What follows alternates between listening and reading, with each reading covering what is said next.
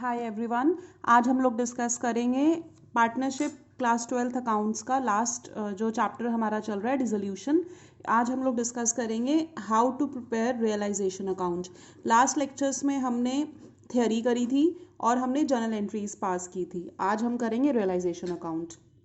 तो हम लोग पिछले लेक्चर में भी कर चुके हैं कि रियलाइजेशन अकाउंट में हम लोग सारी की सारी एसेट्स एंड लाइबिलिटीज ट्रांसफर करते हैं एंड इसका nature of accounts nominal account होता है।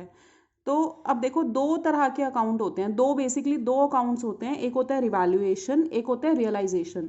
तो बच्चों को लगता है दोनों एक ही हैं, बट एक्चुअली दोनों एक नहीं होते। रिवैल्यूएशन हम लोग कब बनाते हैं? जब पार्टनरशिप रिकॉन्स्टिट्यूट होती है। रिकॉन्स्टिट्यूशन मीनिंग कि पार्टनरशिप खत्म नहीं हो रही, उसमें कुछ चेंजेस आ रहे हैं। लेकिन रियलाइजेशन कब बनता है? जब फर्म डिसॉल्व हो जाती है। रिवैल्यूएशन का ऑब्जेक्टिव होता है कि एसेट्स और लाइबिलिटीज की वैल्यूज में जो चेंज आए हैं, हम न्यू वैल्यूज को इनकॉर्पोरेट करते हैं और चेंजेस की वजह से जो भी प्रॉफिट या लॉस होते हैं वो हम पार्टनर्स के बीच में डिस्ट्रीब्यूट कर देते हैं। लेकिन रियलाइजेशन की अकाउंट क्यों बनता है? ताकि हम लाइबिलिटीज की पेमेंट कर सकें और एसेट्स को रियलाइज कर सकें। रियलाइज मतलब काइंड ऑफ सेल कह लो, ठीक है। उसके बाद कब कौन सा अकाउंट कब बनता है? देखो, रीवैल्यूएशन अकाउंट तो कभी भी बनता है ना, बहुत बार। जब भी पार्टनरशिप रिकॉन्स्टिट्यूट होगी उतनी बार आपका रिवैल्यूएशन अकाउंट प्रिपेयर होगा। लेकिन रियलाइजेशन अकाउंट कब बनता है? जब फर्म डिसॉल्व हो रही है। तो फर्म डिसॉल्व होने के बाद तो डिसकंटिन्यू हो जाती है। तो डैट मीन्स रियलाइजेशन केवल कब बनेगा? जब हमारी फर्म डिसॉल्व हो जाएगी, ठीक है। तो अब हम एक प्रैक्टिकल क्वेश्चन डिस्कस कर लेते हैं जिसमें हम लोग को रियलाइजेशन अकाउंट प्रिपेयर करना है। दिया एंड रिया पार्टनर्स थे, उनकी प्रॉफिट शेयरिंग रेशो इक्वल थी, दैट मीन्स 1:1। और 31 मार्च 2016 को उनकी बैलेंस शीट आपको मेंशन है, ठीक है। और आपको ये सब पॉइंट मेंशन है, हम पॉइंट जो है लाइन वाइज करते चलेंगे जब हम रियलाइजेशन अकाउंट प्रिपेयर करते जाएंगे। सो आई वुड सजेस्ट कि आप पहले वीडियो पॉज करके एक बार पूरा क्वेश्चन नोट कर लीजिए, ताकि उसके बाद जब आप आंसर देखें तो आपको कुछ भी प्रॉब्लम ना हो। तो देखो, रियलाइजेशन अकाउंट में वही सेम लेजर अकाउंट की तरह बनता है। अब देखो शुरुआत कैसे करोगे। जो भी एसेट्स होंगे वो डेबिट साइड में पहले ट्रांसफर करोगे, जितनी भी लाइबिलिटीज हैं वो हम लोग क्रेडिट साइड में ट्रांसफर करेंगे, ठीक है। So let us start. देखो बहुत ईजी है, बिल्कुल एक बार समझना है, it will all get clear. देखो सबसे पहले लाइबिलिटी है क्रेडिटर्स, ठीक है। तो क्रेडिटर्स को हम लोग नॉर्मल क्रेडिट साइड में ट्रांसफर कर देंगे। इधर लेफ्ट है, इधर रियलाइजेशन के हम लोग राइट साइड में ट्रांसफर कर देंगे।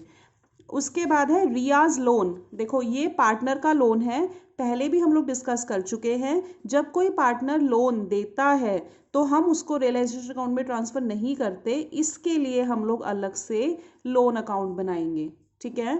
उसके बाद है जनरल रिजर्व।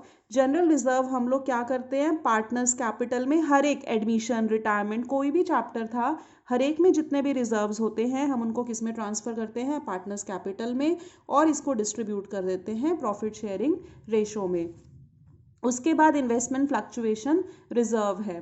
अब देखो क्या होता है, कुछ जैसे इस रिजर्व है ना, इसके अगेंस्ट आपका एसेट मेंशन्ड है इन्वेस्टमेंट, ठीक है। मान लो किसी भी वजह से अगर आपके पास खाली रिजर्व है और उसके अगेंस्ट कोई भी एसेट नहीं है तो वो डिस्ट्रीब्यूट हो जाएगा, नहीं तो वो रियलाइजेशन अकाउंट में जाएगा, ठीक है। Please try and understand what I am saying कि अगर कोई भी फंड जो आपको बैलेंस शीट में मेंशन्ड है, अगर उस फंड के अगेंस्ट आपके पास एसेट भी है तो वो कहाँ चला जाएगा? रियलाइजेशन में। और अगर कोई उस फंड के अगेंस्ट कोई भी एसेट मेंशन नहीं है तो वो पार्टनर्स कैपिटल में प्रॉफिट शेयरिंग रेशो में डिस्ट्रीब्यूट हो जाता है। जैसे कि अब इस क्वेश्चन में आपको देखो जनरल रिजर्व मेंशन्ड है, तो जनरल रिजर्व तो जनरल है ना, इसके अगेंस्ट कोई स्पेसिफिक एसेट तो है नहीं, तो ये पार्टनर्स कैपिटल में प्रॉफिट शेयरिंग रेशो में डिस्ट्रीब्यूट हो जाएगा। लेकिन इन्वेस्टमेंट फ्लक्चुएशन रिजर्व के अगेंस्ट आपके पास इन्वेस्टमेंट है, तो therefore it will be transfer to realisation account. उसके बाद रिया और दिया के कैपिटल हैं तो ये तो कैपिटल अकाउंट में ही ट्रांसफर होंगे। तो सबसे पहले हम लोग अब लाइबिलिटीज ट्रांसफर कर लेते हैं। देखो क्रेडिटर्स आपको दे रखे हैं 60,000 रुपीज़ के, तो हमने क्या किया? लाइबिलिटीज ट्रांसफर करी, हमने लिखा बाय क्रेडिटर्स 60,000 रुपीज़। उसके बाद रिया का लोन तो आएगा नहीं, उसके लिए लोन अकाउंट बनेगा, जनरल रिजर्व नहीं आएगा, इन्वेस्टमेंट फ्लक्चुएशन रिजर्व आएगा क्योंकि उसके अगेंस्ट हमको एसेट मेंशन्ड है। तो हम लिखेंगे, पूरा लिखेंगे पेपर में, बाय इन्वेस्टमेंट फ्लक्चुएशन रिजर्व 2000, ठीक है। उसके बाद दोनों कैपिटल नहीं आएंगे। अब एसेट में चलते हैं। देखो एसेट में क्या मेंशन कर रहा है, कैश। कैश का भी कैश का अलग से अकाउंट प्रिपेयर होता है। डेटर्स 42 इधर राइट में है ना, तो इधर लेफ्ट में आ जाएगा। डेटर्स भी पूरे 42,000 ही आएंगे, 36,000 रुपये के नहीं आएंगे। देखो डेटर्स आपने यहाँ लिखे 42, इसके अगेंस्ट आपका रिजर्व है ना, प्रोविजन स्पेसिफिक पर्पस के लिए रिजर्व, तो वही वो नॉर्मल लाइबिलिटी की तरह ही आ जाएगा। By provision for doubtful debts 6,000, by provision for doubtful debts 6,000 rupees, ठीक है। ऐसे ही नॉर्मल स्टॉक, इन्वेस्टमेंट, प्लांट, ये नॉर्मल एसेट है, ये नॉर्मल रियलाइजेशन अकाउंट के डेबिट साइड में ट्रांसफर हो जाएंगे। तो हम लिखेंगे to stock 12,000, then to investment 18,000, to plant 39,000। Am I clear? I hope I am clear to you. उसके बाद देखो ये तो था रिया का लोन, जो रिया ने फर्म को दिया हुआ था, तभी तो लाइबिलिटी में था, तो इसके लिए तो लोन अकाउंट बनता है। ये है दिया का लोन, ये एसेट में है, एसेट में है यानी कि किसने दिया हुआ है, फर्म ने दे रखा है, फर्म हैज़ गिवन, तो इसके लिए अलग से लोन अकाउंट नहीं बनता। ये जो दिया का लोन है ये दिया के कैपिटल अकाउंट में ट्रांसफर हो जाएगा, ठीक है। आई होप आई एम क्लियर। देखो मैं रिपीट कर देती हूँ, ये पॉइंट्स अलग से नोट कर लेना कॉपी में। अगर पार्टनर का लोन है, पार्टनर लोन टू फर्म, मतलब पार्टनर ने फर्म को लोन दिया हुआ है, तो उसके लिए वो कहाँ जाएगा, पार्टनर के लोन अकाउंट बनेगा, ठीक है। और अगर पार्टनर ने लोन ले रखा है, यानी कि partner has taken loan from firm, तो वो कहाँ जाएगा, उस पार्टनर के कैपिटल अकाउंट में चला जाएगा, ठीक है। ये हमारा सेकंड इंपॉर्टेंट पॉइंट हो गया। उसके बाद अब हम पॉइंट वाइज चलेंगे। देखो जैसे जो जिसकी पेमेंट जैसे बता रहा है ना, करते जाओ। जैसे ये एसेट है तो इन एसेट्स की पेमेंट इसके अपोजिट में हो जाएगी, इन लाइबिलिटीज़ की भी पेमेंट इनके ऑपोजिट में हो जाएगी, ठीक है। एंड एक और इम्पॉर्टेंट पॉइंट, हम पहले पिछली वीडियोस में भी डिस्कस कर चुके हैं, अगर किसी एसेट की वैल्यू मतलब सेल वैल्यू एक्सक्लूसिवली अगर क्वेश्चन मेंशन कर रहा है ना, तो ही आप उसको शो करोगे, वरना आप उसको शो नहीं करोगे। लेकिन लाइबिलिटीज की पेमेंट आपको कंपलसरी करनी पड़ेगी, चाहे क्वेश्चन उस चीज को मेंशन करे या ना करे। एसेट की तो पेमेंट कब दिखाओगे, जब क्वेश्चन करेगा, मेंशन करेगा तो ही दिखाओगे। लेकिन लाइबिलिटीज की पेमेंट आपको दिखानी ही पड़ेगी, चाहे आपको क्वेश्चन मेंशन करे या ना करे, ठीक है। अब देखो फर्स्ट पॉइंट देखो क्या कह रहा है। पहला पॉइंट कह रहा है कि क्रेडिटर्स को पे किया, कैसे किया, उनको प्लांट दे दिया 10% डिस्काउंट पे, और बाकी जो बैलेंस बचा वो हमने कैसे करा, कैश में पेमेंट कर दी। तो देखो प्लांट देखते हैं पहले, प्लांट कितने का था, प्लांट 39,000 का था, और ये प्लांट कितने पे गया है, 10% डिस्काउंट पे दिया गया है। तो 39,000 का 10% कितना होगा, 3900 होगा। तो डैट मीन्स प्लांट हमारा कितने का गया, 35,100 का प्लांट हमारा चला गया, ठीक है। अब देखो क्रेडिटर्स कितने के थे, क्रेडिटर्स हमारे थे 60,000 रुपीज़ के क्रेडिटर्स थे। तो देखो क्रेडिटर्स हमारे 60,000 रुपीज़ के थे, जिसमें से 35,100 का तो प्लांट चला गया, तो एक तरफ लाइबिलिटी कम हुई, एक तरफ एसेट कम हुआ, तो इसकी तो एंट्री देखो याद है, इसकी एंट्री नहीं होती। और बाकी कितना बचा, 60,000 में से आप 35,100 माइनस करो, कितना आ गया 24,900, वो बैलेंस हम लोगों ने कैश में पे कर दिया। तो हम केवल इस 24,900 की एंट्री पास करेंगे, ठीक है। 60,000 के क्रेडिटर्स थे, जिसमें से प्लांट का 10% डिस्काउंट कट के 35,100 आया। तो ये 35,100 में तो क्या हुआ, एक तरफ लाइबिलिटी कम हो गई, एक तरफ एसेट कम हो गया, तो इसकी कोई भी अलग से एंट्री पास नहीं होगी। बाकी बचा 24,900, इसकी हम लोग पेमेंट कर देंगे। देखो इधर है ना क्रेडिटर्स, इधर क्रेडिट साइड में है, तो इसकी डेबिट में आप वैसे भी टू बैंक किधर लिखोगे, डेबिट लेजर में तो डेबिट में आता है ना, टू बैंक अकाउंट हम लोग क्या लिख देंगे, क्रेडिटर्स, और हमारा कितना आएगा, 24,900 रुपये का आ जाएगा। ठीक है, तो हमारा फर्स्ट पॉइंट हो गया। अब सेकंड पॉइंट, रिया का जो लोन था ना, वो इंटरेस्ट उस पे इंटरेस्ट समेत उसको 500 रुपीज़ का इंटरेस्ट है और फिर उसको पे किया है। देखो रिया का लोन तो वैसे तो लोन अकाउंट में ट्रांसफर होगा, लेकिन उसका जो इंटरेस्ट अलग से मेंशन है वो पहले हम रियलाइजेशन अकाउंट में डालेंगे। हम लिखेंगे to interest on Riyaz loan, लेकिन हम यहाँ पे बैंक नहीं दिखाएंगे, क्योंकि जो पार्टनर का लोन होता है उसको हमने बोला ना लोन अकाउंट में डालते हैं, तो इंटरेस्ट की पेमेंट भी हम लोन अकाउंट से ही करेंगे, लेकिन एक तरीके से ये लॉस ही है हमारा, तो इसलिए उसको रियलाइजेशन अकाउंट में एक बार 500 रुपीज़ को शो करना पड़ेगा।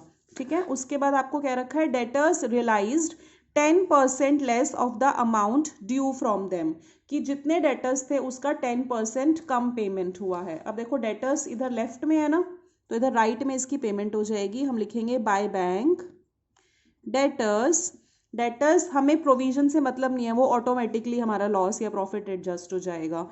डेटर्स 42,000 है, 42,000 में से हमको कितना परसेंट लेस करना है, 10%।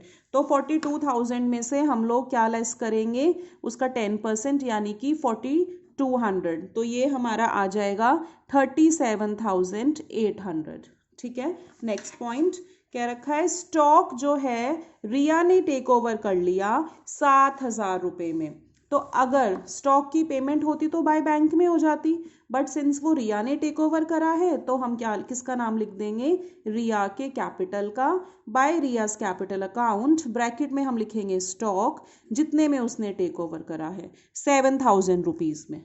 ठीक है, देन नेक्स्ट, इन्वेस्टमेंट कितने में रियलाइज हुई, 80% ऑफ देयर बुक वैल्यू।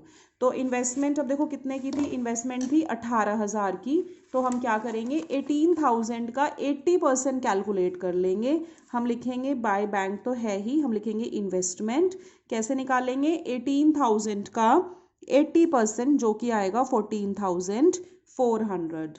और भाई जैसे नुकसान है या प्रॉफिट है वो अपने आप एडजस्ट हो जाएगा, अलग से आपको कुछ भी कैलकुलेट करने की ज़रूरत नहीं है। Then next, realisation expenses 600 rupees के थे जो कि दिया ने पे किए हैं। अब देखो जो भी पेमेंट्स हो रही हैं वो इधर हो रही है ना डेबिट साइड में टू बैंक करके, तो अगर एक्सपेंसेस की पेमेंट होती तो हम क्या करते, टू बैंक लिख देते सिंपल, बट अब उसको रिया किसने पे किया है, अब उसको पे किया है दिया ने, तो हम बैंक की जगह किसका नाम लिखेंगे, दिया का। तो टू दियास कैपिटल, कितने के एक्सपेंसेस थे आपके 600 रुपये के, तो हम लिखेंगे टू दियास कैपिटल 600 रुपीज़। ठीक है, अब देखो कोई लाइबिलिटी है जिसकी पेमेंट होनी थी और जो नहीं हुई है। रिजर्व की अलग से कोई पेमेंट नहीं होती, प्रोविजन की पेमेंट नहीं होती, क्रेडिटर्स की होती है, वो हमारी हो चुकी है। ठीक है, क्योंकि हमने क्या बोला था कि लाइबिलिटीज़ के लिए क्वेश्चन मेंशन करे या ना करे पेमेंट होती ही होती है।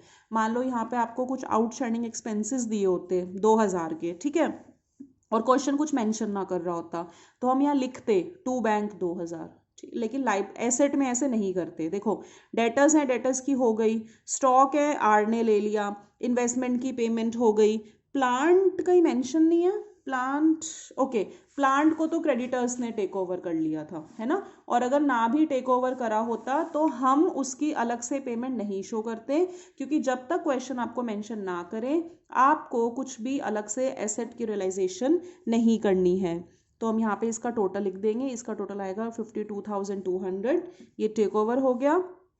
ये सारी एंट्रीज डायरेक्ट ही हैं तो यहाँ पे कुछ टोटल नहीं आएगा।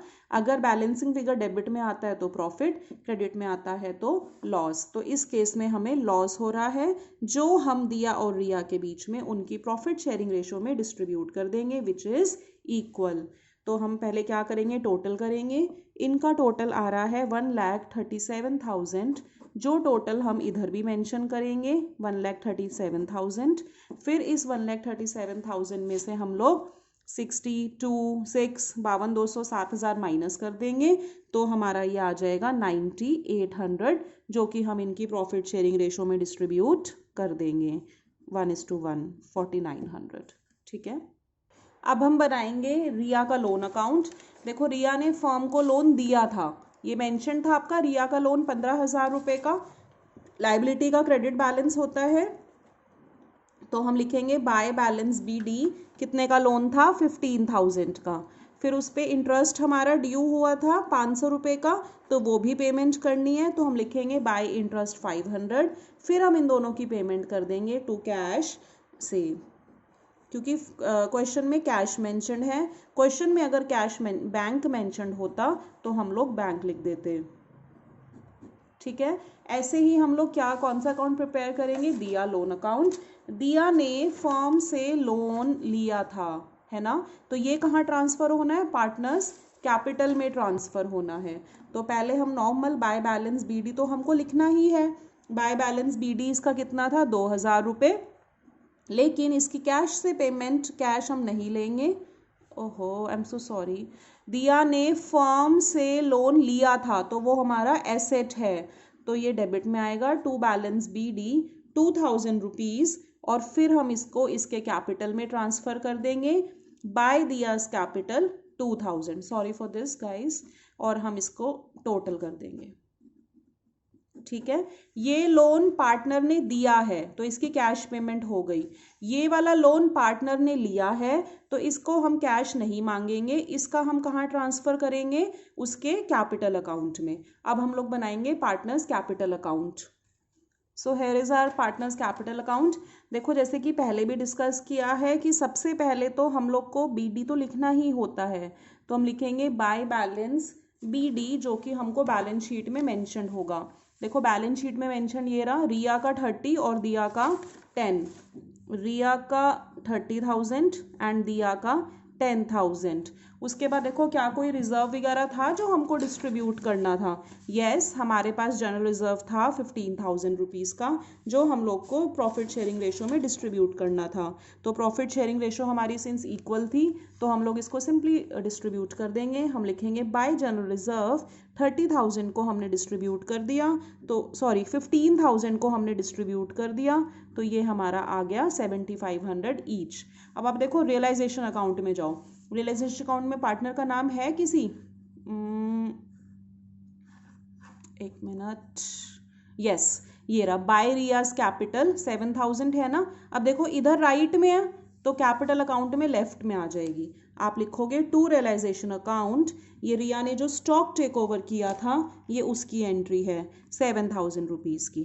ठीक है, उसके बाद देखो रियलाइजेशन में और कहीं भी हमारा पार्टनर का कैपिटल अकाउंट मेंशन नहीं है, लॉस है, लॉस भी कैपिटल अकाउंट में ट्रांसफ़र होता है, यहाँ राइट में है यहाँ लेफ्ट में आ जाएगा, तो हम लोग लिखेंगे टू रियलाइजेशन, ब्रैकेट में हम लोग लॉस लिख देंगे।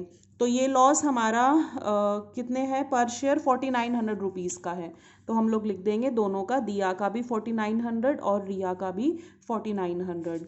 उसके बाद रिया का लोन अकाउंट बनाया जिसमें कि कैपिटल का कुछ भी नाम मेंशन नहीं है। फिर दिया का लोन में देखो यहाँ लिखा हुआ है ना बाय दिया कैपिटल, यहाँ राइट में है तो यहाँ लेफ्ट में आ जाएगा।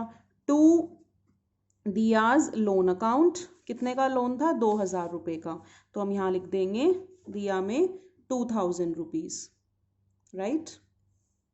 उसके बाद देखो नॉर्मल जो क्वेश्चन होता है उसमें हम लोग क्या लिखते थे, बैलेंस CD लिखते थे, बट अब यहाँ पे CD तो लिखेंगे नहीं क्योंकि फॉर्म तो डिसकंटिन्यू हो रही है, तो हम यहाँ पे क्या लिखेंगे, कैश। अगर आपको बैलेंस शीट में बैंक मेंशन्ड है तो हम लोग बैंक लिख देंगे। तो इसका बैलेंसिंग फिगर आएगा 11,200, इसका आएगा 25,600। कैसे आया, हमने क्या किया, टोटल किया, 17,500 इसका आया, 37,500 इसका आया, राइट। गाइज एक अमाउंट मिस हो गई है, यहाँ पे देखो, यहाँ पे 600 रुपीज़ के हमने यस यहाँ पे हमने इसकी तो एंट्री कर दी, रियाज कैपिटल जो उसने स्टॉक टेक ओवर किया था, ये हमने मिस कर दी, दिया कैपिटल ये लेफ्ट में है तो ये हम लोग राइट में लिख देंगे। बाय रियलाइजेशन अकाउंट ये आ जाएगा 600 रुपीज़ का। ये जो उसने एक्सपेंसेस की पेमेंट की थी ना, एक्सपेंसेस टेक ओवर करे थे, तो एक्चुअली दिस विल बी 18,100। यही वाला टोटल हम यहाँ लिखेंगे 18,100 और 37,500। फिर हम क्या करेंगे, 18,100 में से तो हमने क्या माइनस करा, 4,900 माइनस करा एंड 2,000 माइनस करा, तो हमारा 11,200 आ गया। और 37,500 में से हमने क्या क्या माइनस करा, 7,000, 4,900 एंड 25,600, तो हमारा सॉरी ये माइनस किया हमने 7,000 एंड 4,900, तो हमारा आ गया 25,600। ठीक है, अब हम बनाएंगे कैश अकाउंट। देखो कैश अकाउंट क्यों बनाते हैं, जब पार्टनरशिप रिकॉन्स्टिट्यूट होती है तो उस केस में तो हम लोग बैलेंस शीट बनाते हैं, बट अब बैलेंस शीट बन नहीं सकती क्योंकि आपने एसेट्स भी रियलाइज कर दिए, सभी लाइबिलिटीज की पेमेंट हो गई एंड फर्म इज डिसकंटिन्यूइंग, तो there will be no balance sheet. हम लोग केवल क्या बनाएंगे, कैश अकाउंट बनाएंगे। तो बैलेंस BD जो कि हमें क्वेश्चन में मेंशन था, कितना कैश का balance as per the question हमारा था 25,000 रुपीज़ का। देखिए ये हमको मेंशन है कैश 25,000 रुपीज़ का। उसके बाद कैपिटल्स में देखो, अकाउंट्स में देखो कहाँ कहाँ पे कैश है हमारे पास, ये रहा, ये कैश है एक्चुअली, ये टू बैंक की हैबिट है ना तो टू बैंक लिख दिया। टू कैश 24,900 यहाँ लेफ्ट में है, तो यहाँ आप लोग क्या लिख दोगे, राइट में लिख दोगे। हम लोग लिखेंगे बाय रियलाइजेशन 24,900। अब आप देखिए इधर है कहीं पे, यस इधर भी है हमारे पास। By cash debtors investment total है 52,200, तो हम लोग यहाँ भी लिख देंगे टू रियलाइजेशन 52,200। ठीक है, और कहीं नहीं है। रिया के लोन में है टू कैश, इधर लेफ्ट में है, इधर राइट में आ जाएगा। बाय रियाज लोन 15,500। ठीक है, इधर नहीं है। पार्टनर्स कैपिटल अकाउंट में आया था, पार्टनर्स कैपिटल अकाउंट में देखिए 11,200 था और 25,600 था, यहाँ लेफ्ट में है तो यहाँ हम लोग राइट में लिख देंगे बाय दियाज कैपिटल 11,200, बाय रियाज कैपिटल 25,600।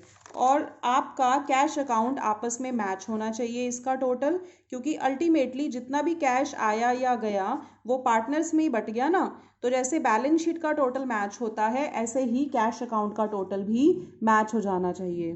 तो बेसिकली आज हमने पूरा एक क्वेश्चन कवर किया जिसमें कि सबसे पहले हम लोग को प्रिपेयर करना था रियलाइजेशन अकाउंट, उसके बाद हम प्रिपेयर करते हैं पार्टनर्स के loan account, then we prepare partners capital account, और एंड में हम लोग प्रिपेयर करते हैं कैश अकाउंट, और कैश का टोटल आपस में मैच करना चाहिए। और हमने क्या चीज़ करी कि जिस फंड के अगेंस्ट क्वेश्चन में एसेट मेंशन्ड है तो वो रियलाइजेशन में जाता है, नहीं तो वो पार्टनर्स कैपिटल में प्रॉफिट शेयरिंग रेशो में डिस्ट्रीब्यूट हो जाता है। उसी तरीके से अगर किसी पार्टनर ने फर्म को लोन दिया हुआ है तो वो लोन अकाउंट में जाएगा, अगर पार्टनर ने फर्म से लोन लिया हुआ है तो वो पार्टनर्स कैपिटल अकाउंट में जाएगा।